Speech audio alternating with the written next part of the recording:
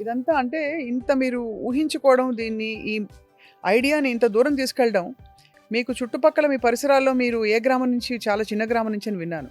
So, ఇలా ఇంతటి ఒక డెవలపింగ్ బిజినెస్ ఐడియా ఎలా వచ్చింది మీకు ఇన్‌ఫ్లుయెన్స్? అంటే ఒక సంకల్పంతో వర్క్ చేసుకుంటూ వచ్చాను మేడం. మాది పుల్లయ్య గారి దిబ్బ అనే ఒక చిన్న గ్రామం. హ్మ్. కృష్ణా డిస్ట్రిక్ట్‌లో నాగాయలంక మండలంలో ఉంటుంది. హుహు. So, it's consist of 40-50 houses only. అంతే. అంతే.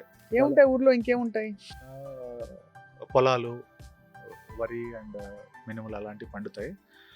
అది సరౌండెడ్ బై సీ అండ్ ఒక పక్కన కృష్ణా నది ఉంటుంది, ఒక పక్కన సముద్రం ఉంటుంది.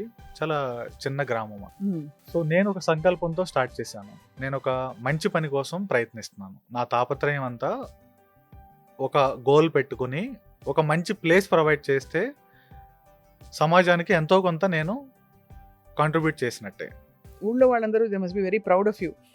మీరు ఒక చిన్న గ్రామం నుంచి వచ్చి ఇప్పుడు దేశవ్యాప్తంగా ఉండే ఒక కీలకమైన బిజినెస్‌కి మీరు ఒక ఓనర్‌గా ఉండడం అనేది చాలా గర్వకారణం. ఎస్.